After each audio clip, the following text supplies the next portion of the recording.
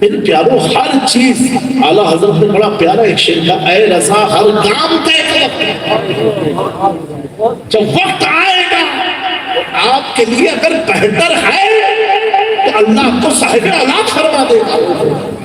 کتنے یہ سوچتے بھی بہت تنگی ہے، ابھی بچے ہو جائیں گے تو اپنے خرچے نہیں نکلتے تو بچوں کا خرچہ کہاں سے نکلے گا؟ ارے پیارو تو بچے کو دیکھ کے اپنی روزی کو دیکھ رہا ہے، تو یہ تو دیکھ دینے والی ذات کون سی ہے، وہ ذات ہے کون سی؟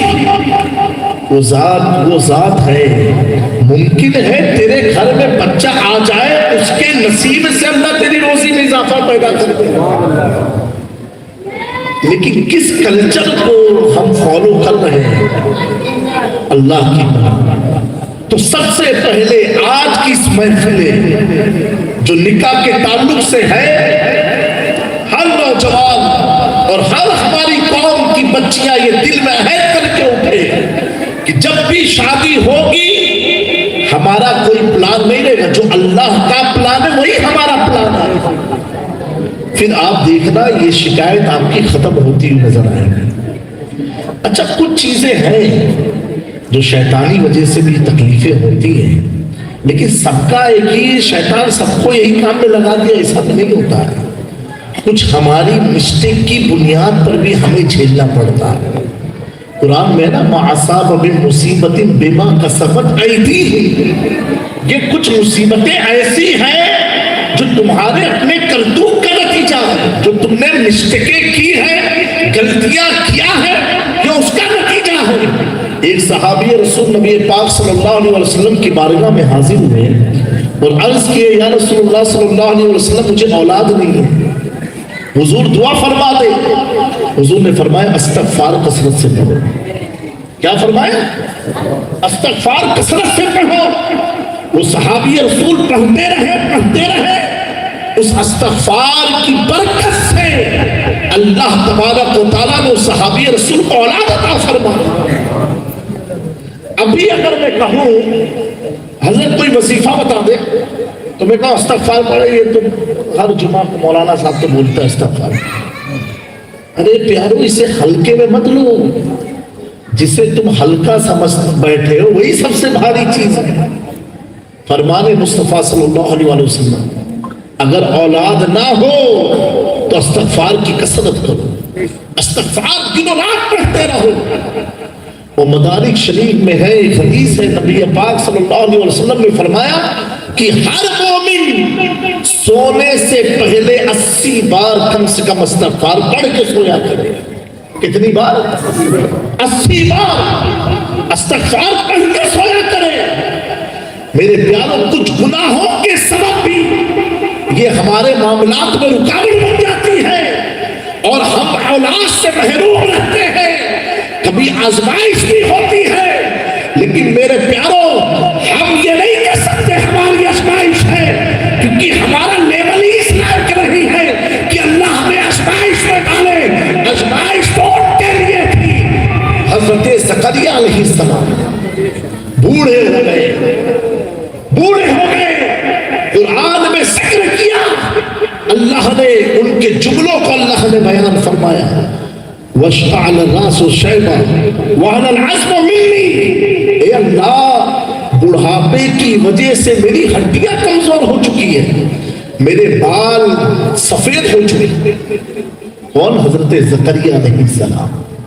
اے اللہ بال سفید ہو گئے، ہڈیاں کمزور ہو گئی، یہ تو اپنی کیفیت انہوں نے بیان کی۔ اور دوسرا کیا کہا؟ اے اللہ میری بیوی بھی بانجھ ہے، یعنی حکیموں نے کہا اسے اولاد بھی نہیں ہو سکتی ہے اور عمر 80 سال تقریباً ہو چکی ہے۔ ہائے لیکن مانگنے کا سلیقہ اس امت کو دیا، کہا اے اللہ بوڑھا بھی ہو چکا ہوں، ہڈیاں بھی کمزور ہو گئی ہیں، بیوی بھی بانجھ ہے اور لوگ تانے مارتے ہیں، اور مولا کوئی تو وارث بنا دے آل یعقوب کا، کسی ایک وارث کو تو پیدا فرما دے۔ اللہ کے حضور رات و رات دعائیں مانگتے رہے۔ میرے پیاروں عرض کرنا چاہتا ہوں، اے میری قوم کی بچیوں، جتنی دل جمعی کے ساتھ آپ نے میرا انتظار کیا، میرے کمرے کے باہر کھڑے رہے، ہم نے کہا 11:30 بجے ملیں گے، 1 گھنٹہ دروازے کے باہر کھڑے رہے، کس آس میں کھڑے تھے کہ حضرت دروازہ کھولیں گے، پانی پڑھ کے دیں گے، اولاد مل جائے گی، پانی پڑھ کے دیں گے، اولاد مل جائے گی۔ اے میری قوم کے نوجوانوں، ایک چیز عرض کرتا ہوں، کاش کے رب کے دروازے کے پاس کھڑے ہو جائے، کھڑے ہو جائے۔ ایک بار رات کی تنہائی میں جب پورا گھر آپ کا سوتا ہو، میاں بیوی اٹھو اور اپنے رب کی طرف توجہ کرو، اپنے رب کی طرف دل کا میلان لاؤ اور مصلی لگا کے 2 رکعت نماز استغفار کی پڑھو اور کہو اے اللہ، پورا بھلواڑہ سو رہا ہے، میں تیرا بندہ اور بندی لاچار ہے، مجبور ہے، حقیر ہے، فقیر ہے، جس میں خاکی ہے، مولا اس رات کی تنہائی میں تو اس ناتوا کی فریاد کو سن لے۔ اللہ کی عزت کی قسم، پیارے آقا فرماتے ہیں رات کے آخری پہر میں اللہ اپنی شان کے مطابق فلک آسمان پر نمودار ظاہر ہوتا ہے اور اعلان کرتا ہے کوئی بندہ اس سوئی کی دنیا میں جاگ کر کے مجھ سے کچھ مانگنے والا ہے، کوئی مجھ سے دولت مانگنے والا ہے، کوئی مجھ سے عزت مانگنے والا ہے، کوئی مجھ سے شہرت مانگنے والا ہے، کوئی مجھ سے اولاد مانگنے والا۔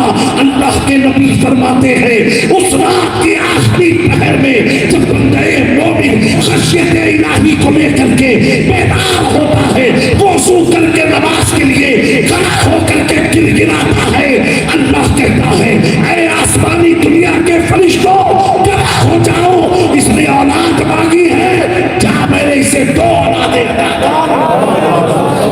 آؤ تو اپنے رب کے قریب، آؤ تو اپنے رب کے قریب، اس کریم رب کے قریب تو آؤ میرے پیاروں، کب تک بھٹکتے رہوگے؟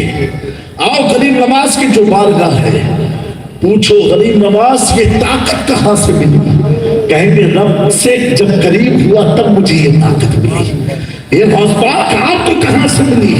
جب رب سے قریب ہوا تب۔ اللہم نظام قدرت تو دیکھو، اللہ نے فرمایا اے زکریا 3 دن تک کسی سے بات مت کرنا، نہ بولنے کا روزہ رکھ لو۔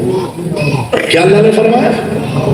نہ بولنے کا روزہ رکھ لو۔ قرآن میں ہے سورہ مریم میں یہ، کسی سے ملاقات مت کرو، کسی سے بات مت کرو۔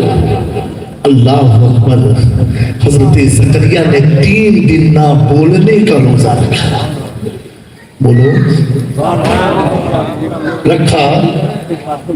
ایک دن زکریا علیہ السلام مسجد الاقصی میں گئے، بیت المقدس میں گئے۔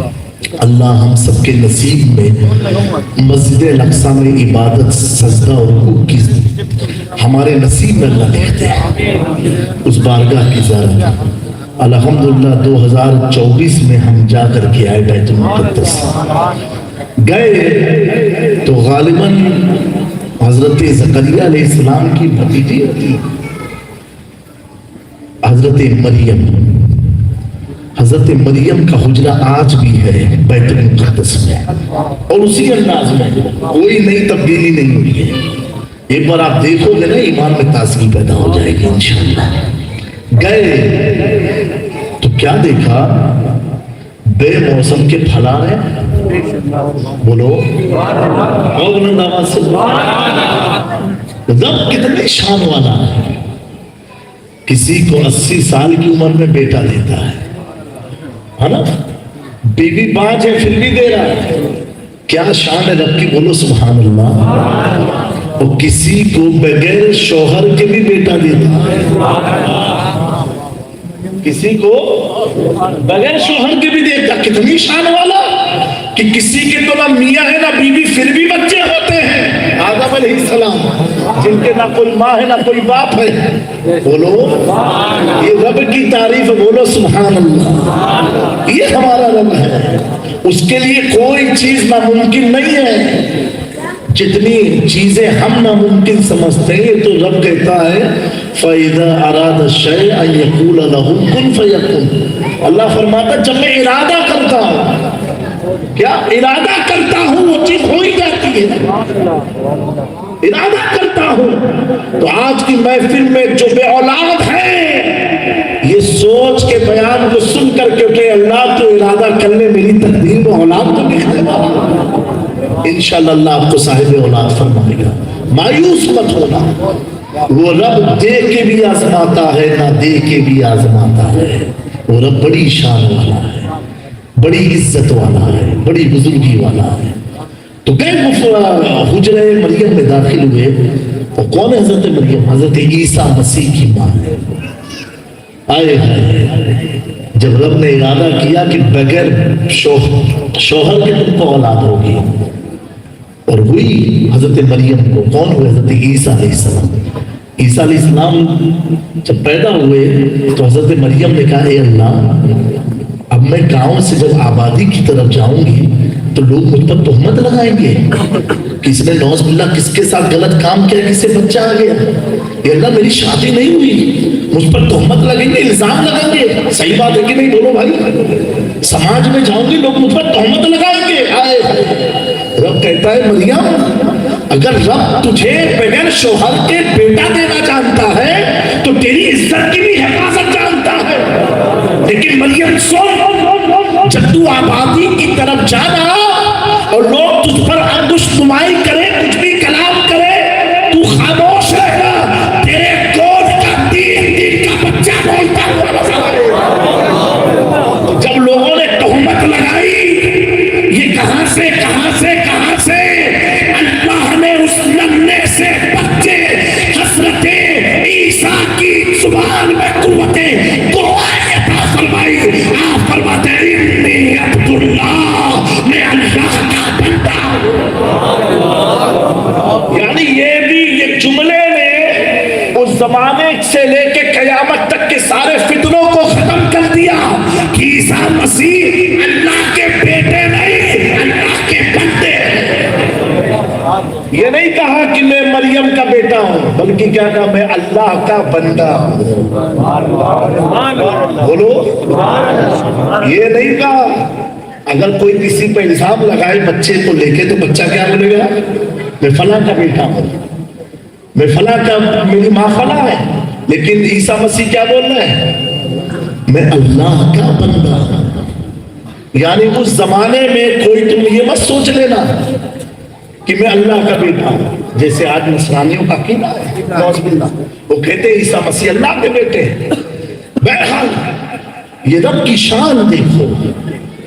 تو حضرت زکریا علیہ السلام حجرہ مریم میں داخل ہوئے، محراب مریم میں، جہاں حضرت مریم عبادت کیا کرتی تھی. الحمدللہ اس محراب کو بھی دیکھا، زکریا علیہ السلام کے بھی محراب کو دیکھا. اور وہاں جب دیکھا بغیر موسم کے پھل آنے لگے. آپ حیران ہوئے، پیغمبر ہیں، آپ حیران ہوئے اے اللہ یہ کون سی نعمت، کیسی نعمت کہ ابھی موسم ہے بھی نہیں، پھل آ رہا، کوئی پھل خراب بھی نہیں ہو رہا. بولو کوئی پھل خراب بھی نہیں ہو رہا ہے. حضرت زکریا سمجھے معاملہ اس جگہ کا کچھ ہائی لیول کا. کہا 3 دن کا روزہ ایک جگہ پر ہے، یہاں مانگی ہوئی دعا ایک جگہ پر ہے. جب دیکھا اس حجرے کی روحانیت، ماحول، بے موسم پھلوں کا آنا جانا، حضرت زکریا نے وہی دعا مانگی، اے اللہ تیری محبوب بندی مریم نے عبادت کیا ہے، اس کی برکت سے تو بے موسم پھل عطا کر رہا ہے. یا اللہ اس حجرے کی تو پھر مجھے نیک اولاد عطا فرما دے. اتنا بولنا تھا، اللہ نے بشارت دی، اے زکریا جاؤ میں تمہیں خوشخبری دیتا ہوں، اللہ تجھے ایک بیٹا عطا فرمائے گا جس کا نام یحییٰ ہوگا. اور اس نام کے بیٹے کو اللہ نے اس سے پہلے پیدا. تو یہ دعا قبول کب ہوئی، کہاں ہوئی؟ حجرہ مریم میں. حضرت مریم ولی ہے، اللہ کی ولیہ ہے. تو یہاں بتانے کا مقصد آپ کو یہ ہے کہ پہلے پروسیس آپ بھلواڑہ سے شروع کرو، اپنے کمرے سے شروع کرو، اپنی مسجد سے شروع کرو، کرتے کرتے پھر حجرہ کریم نواز میں جاؤ.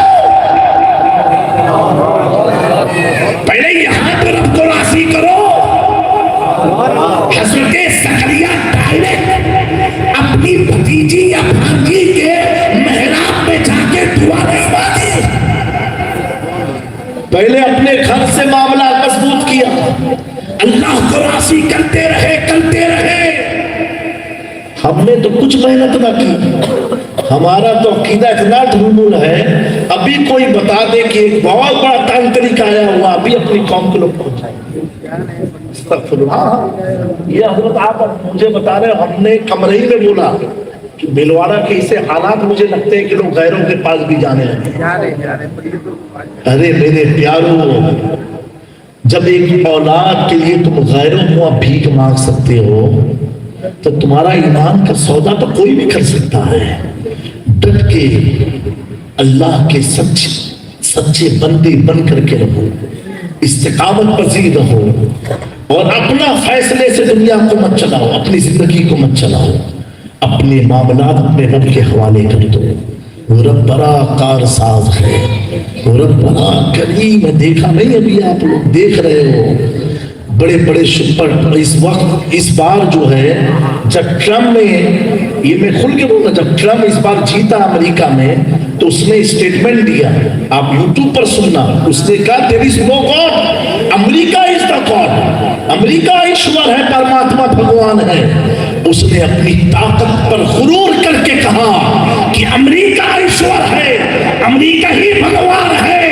لیکن میرے پیارو رب کی مشیت دیکھو, آسمان سے کوئی عذاب نہ آیا, زمین سے زلزلہ نہ پھٹا, بلکہ اللہ نے ایک ایسی مخلوق جسے وہ حقیر سمجھتا تھا اس کے ذریعوں سے بتا دیا کہ سنو, رب امریکہ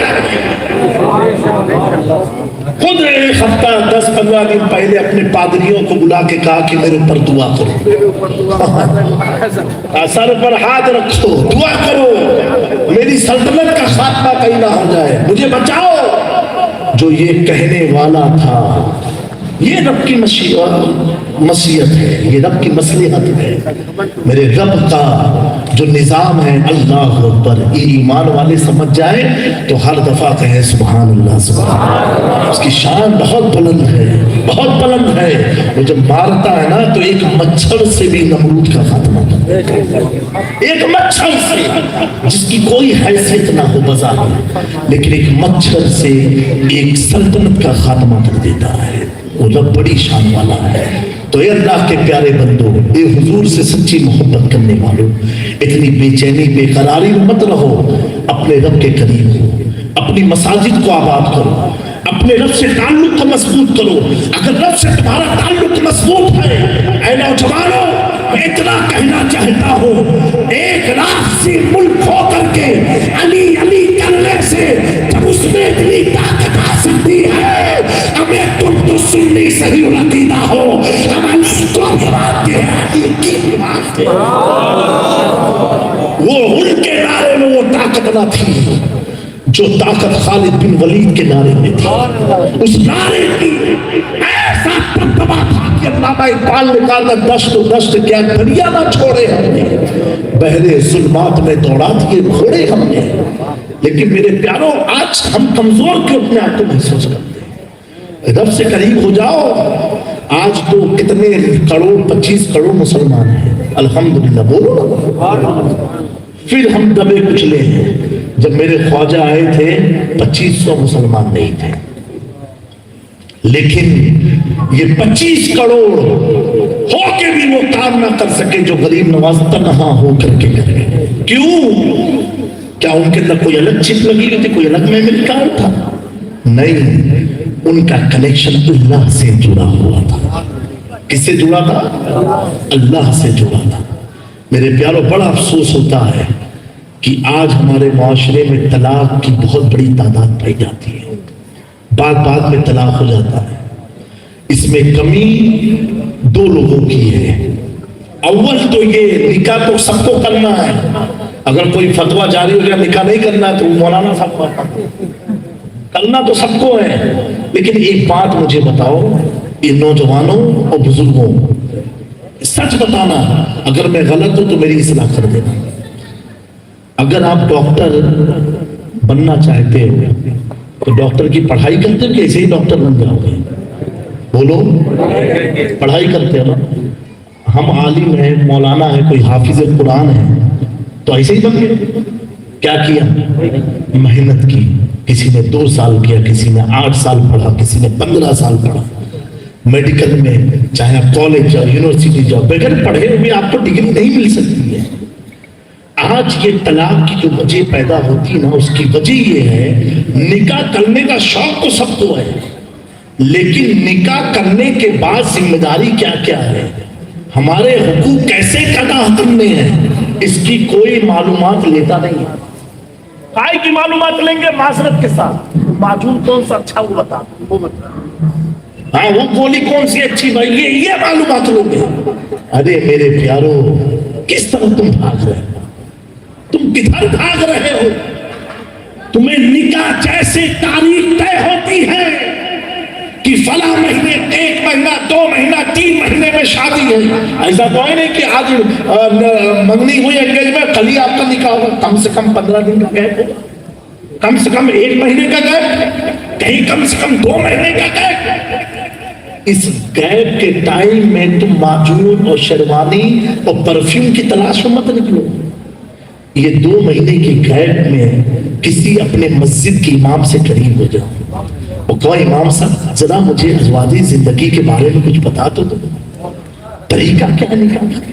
نکاح کے بعد میں جب بیوی سے ملنے جاؤں اس وقت کیا کروں, مجھے کون سی نماز پڑھنی ہے, کیا دعا مانگنا ہے, کیسے حالات کو ڈیل کرنا ہے. اللہ تعالیٰ نے سب قرآن میں مینشن کیا ہے. اب آؤ تو علماء سے پوچھ رہے کیا چیز جائز ہے, کیا چیز حرام ہے, کن چیز کے لیے ہم بیوی پر فورس نہیں کر سکتے, کون سی چیز ہمارے حق کی ہے, کون سی چیز ہمارے حق کی نہیں ہے. لیکن نہیں سیکھنا ہے. کیا سیکھنا ہے؟ ان یہودیوں کی بنائی ہوئی ویڈیو کو دیکھ کر کے پوری شادی کا کام کرنا ہے. ارے پیارو, جب تم اس خصلت میں ملوث ہو جاؤ گے تو اولاد کی نعمت سے تم محروم ہو ہی جاؤ گے. جب تم اس خصلت میں ملوث ہو جاؤ گے تمہیں حرام ناجائز کا جب فرق نہ رہے گا تو پتہ کیسے چلے گا. بعد میں عرض کرتا ہوں, حیا میں رکھتے ہوئے میری تقریر کا مجاز نہیں ہے, لیکن جس طرح سماج میں برائیاں پھیل رہی ہیں, اللہ کے نبی صلی اللہ علیہ وسلم نے فرمایا 3 شخص میری اہل بیت کی گستاخی کریں گے. 3 شخص, ایک فرمایا جو منافق ہوگا, ایک فرمایا جو ولد الزنا ہوگا یعنی زنا کے ذریعے جو, ایک فرمایا جو حیضی ہوگا. حالت حیض میں بیوی کے ساتھ جماع کرنا حرام ہے, حرام ہے. کئی لوگ مجھ سے مسئلہ پوچھے کہ حضرت میرے شوہر کو آپ سمجھا, تم کون سے حیوان ہو گئے بھائی, ایسی حالت میں اگر بچہ ٹک گیا تو حضور نے فرمایا وہ میری اہل بیت کا گستاخ نکلے گا.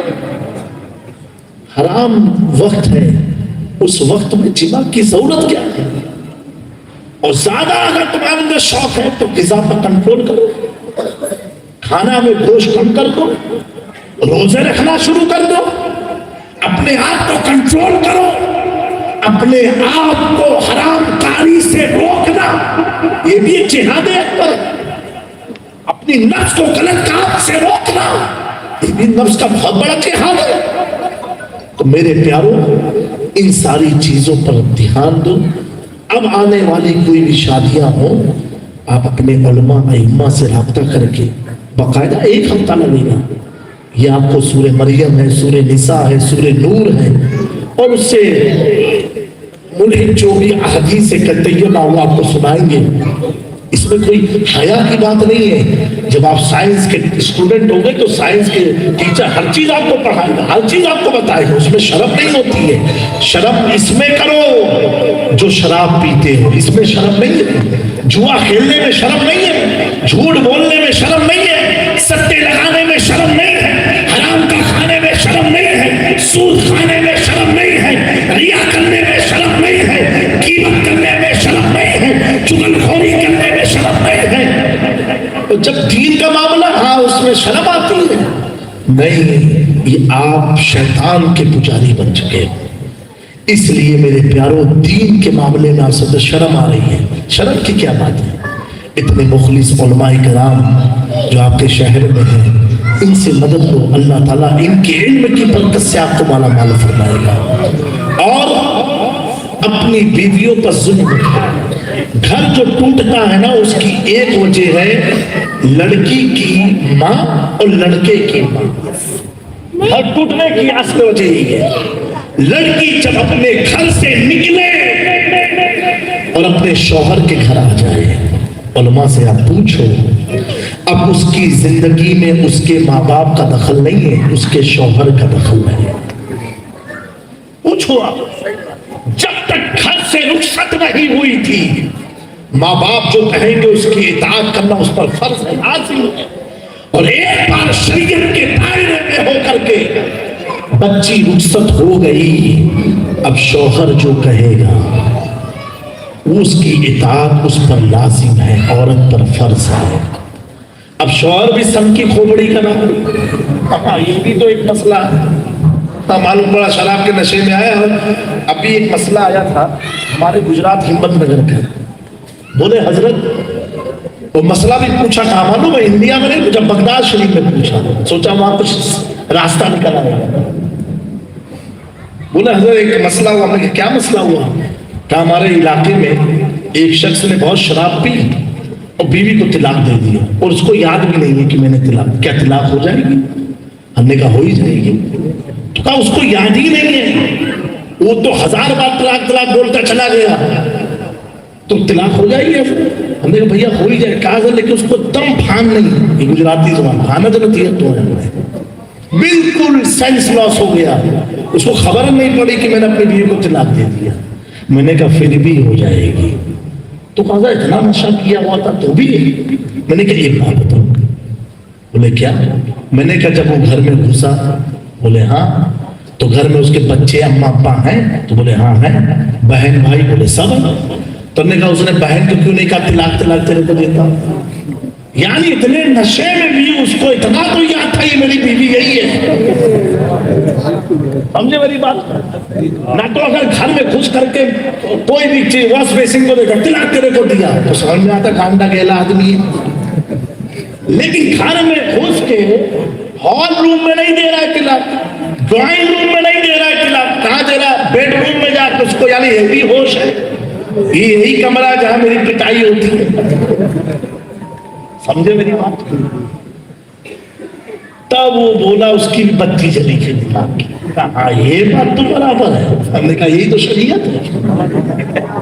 نے کہا شریعت میں جو حضور کی شریعت نے فیصلہ کر دیا، اللہ اکبر، اس میں قیامت تک کوئی بھی آدمی نقطہ لگا نہیں سکتا ہے۔ سب کچھ دیکھا ہے، جو ہو چکا ہے، جو ہوگا حضور جانتے ہیں کہ کیسے کیسے لوگ سوال لے کر کے آئیں گے، حضور کو سب معلوم ہے۔ تو مولا صاحب نے کہا صبر پر، بیوی کی گرم مزاجی پر اگر شوہر صبر کرے تو اس کا مقام آپ کو معلوم ہے۔ اب ایسا نہ ہو کہ کل سے ساری بھلواڑا والے الٹے ہی ہو جائیں گے۔ ایک شخص نے خواب دیکھا، مشہور واقعہ ہے، وہ اپنے پیر کی بارگاہ میں حاضر ہوا، کہا حضور میں نے بہت زمانے پہلے میں پڑھا تھا، آج انہوں نے صبر کی بات کہی نا، اور آج تک ابھی تقریر میں کبھی سنایا ہی نہیں یہ واقعہ۔ تو صبح اپنے پیر کی خانقاہ میں پہنچا، اور پیر بھی معمولی نہیں، پیروں کے پیر ہیں۔ کہا حضور ایک خواب میں دیکھا، تو آپ نے یہ نہیں کہا بتاؤ بیٹا کیا خواب دیکھا، بلکہ وہ آدمی خواب بیان کرنے کے بجائے خاموش ہو گیا، خاموش ہوا اور رونے لگا، بڑا پریشان ہوا۔ حضرت نے پوچھا بابو کیا ہوا؟ کہا حضور آپ کی بیوی اتنا آپ پر ظلم کرتی ہے، اتنا آپ کو ڈانٹتی ہے، اتنا آپ سے حجت بحث کرتی ہے، اتنا آپ پر بحث کرتی ہے، آپ ایسا کریں اسے طلاق دے دیں۔ کیا کام مرید نے کہ آپ اسے، مرید نے پیر صاحب سے کہا کہ آپ طلاق دے دیں۔ اللہ اکبر، اللہ والے ہوتے کیسے ہیں۔ انہوں نے مرید کا ہاتھ پکڑا، گھر کے باہر لے گئے، کہا بیٹا جو تم نے خواب دیکھا ہے نا، وہ جو مجھے مقام ملا ہے نا، یہ بیوی کے اس ظلم پر صبر کرنے کی بنیاد پر ملا۔ ابھی خواب بھی نہیں سنا، کیا تو خواب دیکھ کے آیا ہے؟ کہا جو ہاں مجھے یہ مقام ملا ہے نا یہ بیوی کی تلخیوں پر صبر کرنے کا نتیجہ ہے. آئے ہائے کون ہے وہ معلوم ہے؟ حضرت شیخ احمد کبیر رفاعی رضی اللہ عنہ. یہ وہ ولی ہیں جن کے لیے نبی پاک صلی اللہ علیہ وآلہ وسلم نے اپنے مقدس کمرے سے اپنے مقدس ہاتھ کو نکال کے مسافہ فرمایا.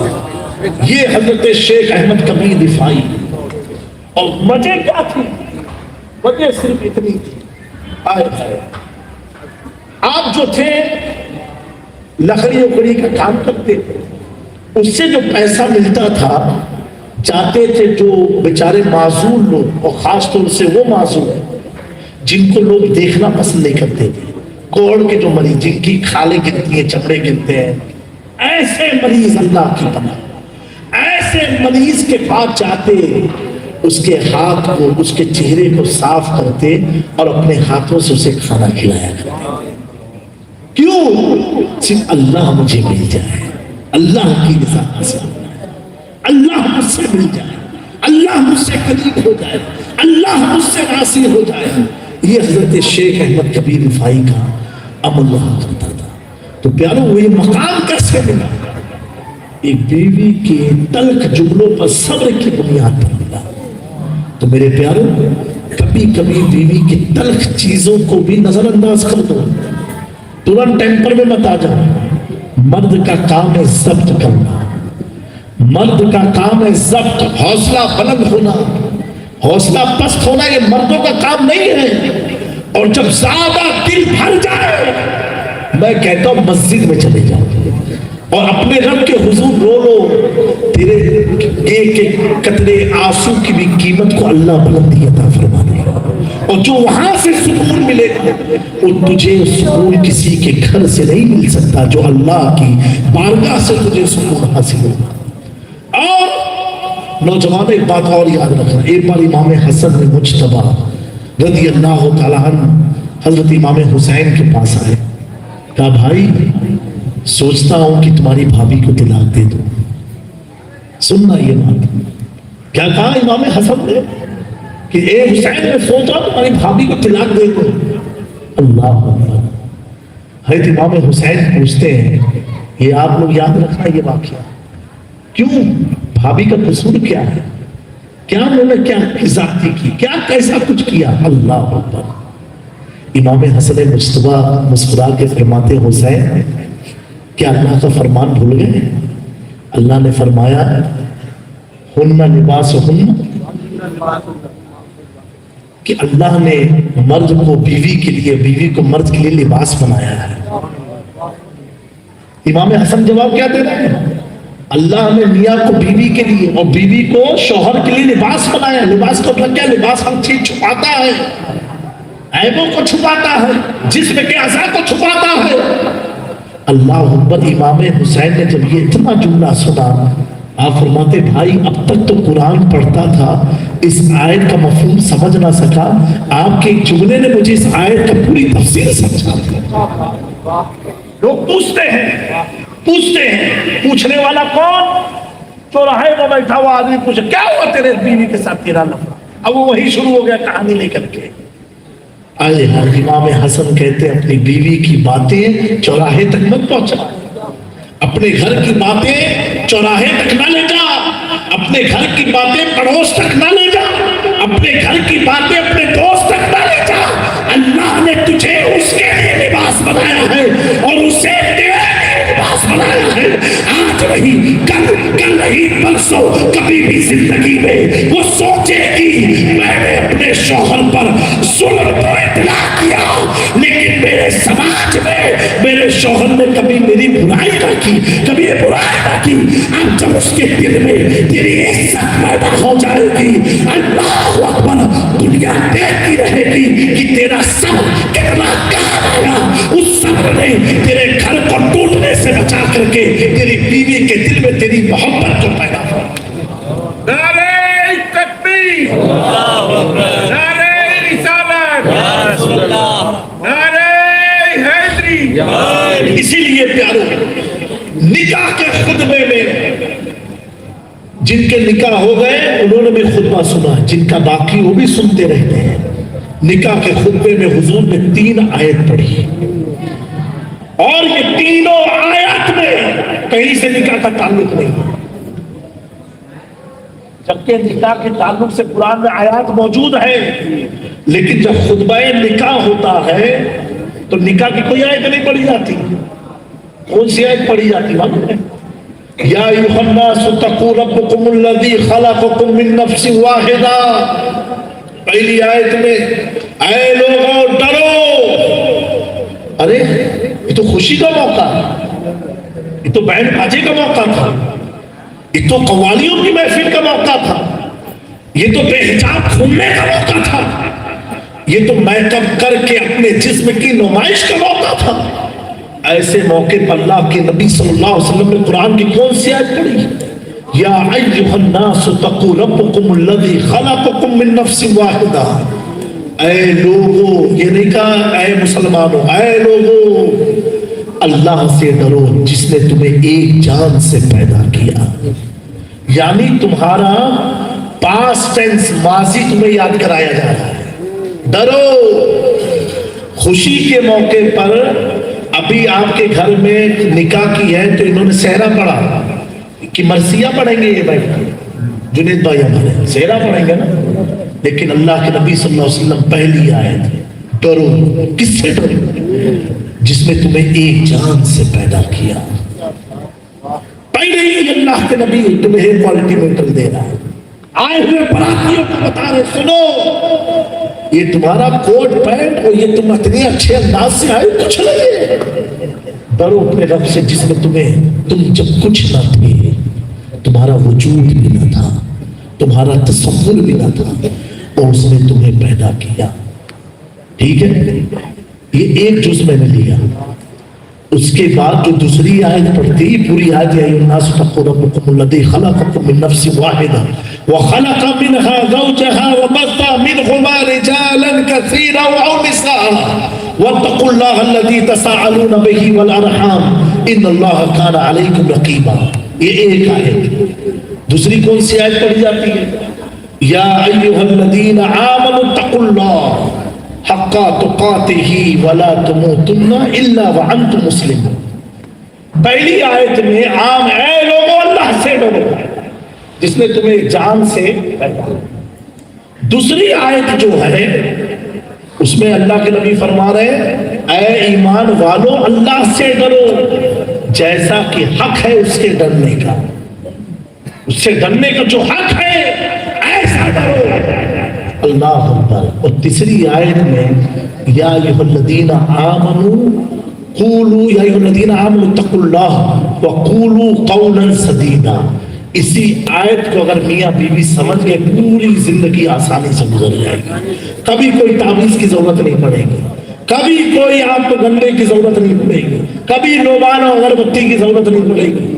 کیا حضور نے فرمایا؟ قرآن میں اللہ فرماتا اے ایمان والو اللہ سے ڈرو، اے ایمان والو اللہ سے ڈرو، وقولوا قولا سدیدا، اور جب باتیں کہو تو صاف صاف باتیں کرو، درست باتیں کرو، یہ ادھر ادھر گھما پھرا والی نہیں کرو، سیدھی سیدھی بات کرو۔ اگر بیوی پوچھتی ہے کہ 2 بجے رات تک کہاں تھا تو سچائی سے بات کرو، اس میں گھبراؤ نہیں۔ اگر شوہر پوچھتا ہے کہ تم پڑوسی سے بات کیا کر رہی تھی تو گھما پھرا لیتا پوتی والی نہیں، سیدھی سیدھی بات بتاؤ اور نرمی سے گفتگو کرو، چیخم چلی نہیں، چلانے سے نہیں۔ اللہ کے نبی فرماتے، قرآن میں اللہ فرما رہا جو خطبہ نکاح کی آیت ہے، نرمی سے گفتگو کرو۔ اللہ اکبر۔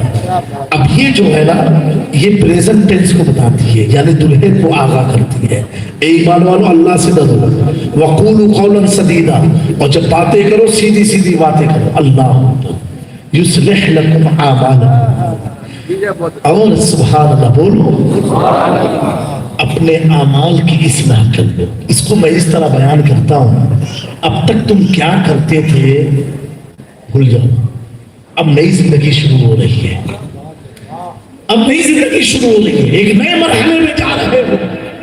اب اپنی بیوی کو دھوکہ مت دینا، دھوکے دھڑی والی چیزیں مت کرنا، بلکہ جو تمہاری برائیاں تھی، جو رب جانتا، جو تنہائی میں کیا کرتا تھا، بازاروں میں کیا کرتا تھا، کتنی برائیاں تھی، وہ صرف رب کو معلوم ہے۔ رب کہتا سو یصلح لکم اعمالکم، اب وقت ہے اپنے اعمال کی اصلاح کر، اب بدل جا، چینج کر اپنے نیچر کو، اپنے کلچر کو تبدیل کر دے۔ یصلح لکم اعمالکم ویغفر لکم ذنوبکم، اللہ اکبر۔ اگر تم چینج ہو گئے، اگر چینجنگ لے آئے، شادی کی پہلی والی زندگی اگر تمہاری خرافات اور روحانیت والی تھی، شادی کے بعد بدل رہے ہو، وَيَغْفِرْ لَكُمْ، تو اللہ تمہارے گناہوں کو بخش دے گا۔ اور ہے کوئی اتنا قریب، ہے کوئی اتنا قریب جو ہمارے عیبوں کو چھپائے ہوئے ہے؟ 24 سال کی عمر ہو گئی، عیب کو چھپائے ہوئے ہے۔ اللہ اکبر۔ تو اللہ کے نبی نے یہ 3 آیت پڑھ کے آج میں براتیوں کو، خواتین کو میسج دیا، تم کس کے لیے سور کے آ رہی ہو ان محفل میں؟ کس کے لیے اپنے جلووں کو بکھیر رہی ہو؟ کس کو دکھانے آئی ہو؟ تمہاری تو شادی ہو گئی ہے نا، تم اگر سجنا ہے، سورنا ہے تو اپنی شوہر کے لیے سجو، اپنے شوہر کے لیے۔ اور اگر تمہارے سورنے سے کسی غیر مرد یا کسی مرد کے اندر خواہشات نفس ابھر گئی اور اس نے تجھے غلط نگاہ سے دیکھ لیا، تو اس مرد کو بھی زنا کا گناہ ملے گا، تجھے بھی گناہ ملے گا۔ زنا ہوا نہیں ہے لیکن گناہ مل گیا۔ میرے پیاروں، میں اتنا یاد رکھنا، یہ دور بڑا پرفتن دور ہے، قیامت کے قریب تر کا دور ہے۔ جتنا زیادہ ہو سکے اپنی اصلاح کرتے رہو، اپنے آپ کو سنوارنا ہے تو اپنے آپ کو سنوارو قرآن و سنت سے، خاتون جنت کی تعلیمات سے، سیدہ زینب کبریٰ کی تعلیمات سے، بیوی سکینہ کے کربلا کے پیغامات سے، ان کی زندگی سے اپنے آپ کو سنوارو۔ سنوارنا ہے تو خدیجۃ الکبریٰ کی محبتوں سے اپنے آپ کو سنوارو، عائشہ صدیقہ کی زندگی کو پڑھ کے اپنے آپ کو سنوارو۔